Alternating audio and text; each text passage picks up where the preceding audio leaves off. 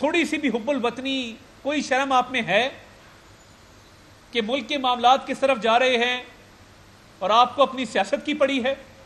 کاش یہ جو 20 سے 25 کروڑ روپیہ ہر جلسے پر خرچ آتا ہے یہ آپ نے سیلاب زدگان کی نظر کیا ہوتا، کاش آپ نے اس کے خیمے خریدے ہوتے، دوائیاں خریدی ہوتی، اشیائے خرد و نوش خریدی ہوتی۔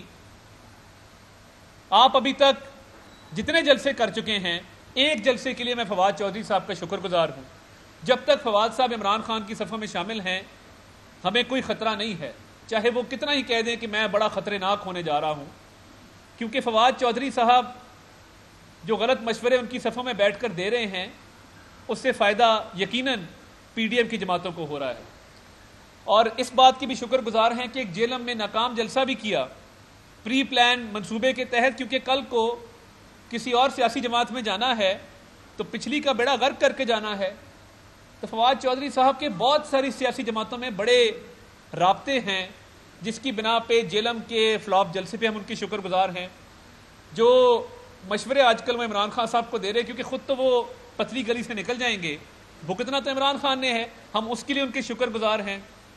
مگر خدارا اس سیلاب کے اتنی بڑی قدرتی آفت پر سیاست نہ کی جائے۔ وزیر اعظم پاکستان میاں محمد شہباز شریف 10 گھنٹے دن کے سیلاب کو دیتے ہیں، کبھی وہ بلوچستان میں ہیں، کبھی سندھ میں ہیں، کبھی پنجاب میں ہیں، کبھی گلگت بلتستان میں ہیں، اور تمام ادارے جس میں پاک فوج کا ادارہ پیش ہے، جس میں صوبائی حکومتوں کا اپنا کردار ہے، جس میں این ڈی ایم اے بہت خوب کام کر رہا ہے۔ اور دیکھیے آپ بین الاقوامی میڈیا دیکھیں، اتنی بڑی قدرتی آفت ہے، 1/3 پاکستان اس وقت ڈوبا ہوا ہے۔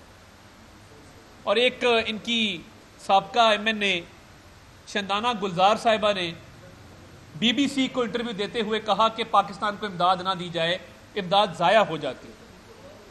آپ کو ذاتی رنج ہوگا، آپ کو ذاتی غم ہوگا کہ آپ کو ڈی نوٹیفائی کر دیا گیا، مگر خدارا پاکستان سے، پاکستان کی عوام سے اور سیلاب متاثرین سے اس کا بدلہ مت لیں۔ پاکستان میں جو امداد آئے گی، حکومت پاکستان اس کا ذمہ اٹھاتی ہے کہ وہ 100% سیلاب زدگان کی خدمت میں لگے گی۔ انٹرنیشنل میڈیا پر بیٹھ کر اس طرح کی بات کرنا یہ غداری نہیں ہے تو اور کیا ہے؟ اور دیکھیے موجودہ حکومت انتقام میں یقین نہیں رکھتی، کسی ایک شخص کے خلاف بھی کوئی مقدمہ جھوٹا یا بے بنیاد قائم نہیں کیا گیا۔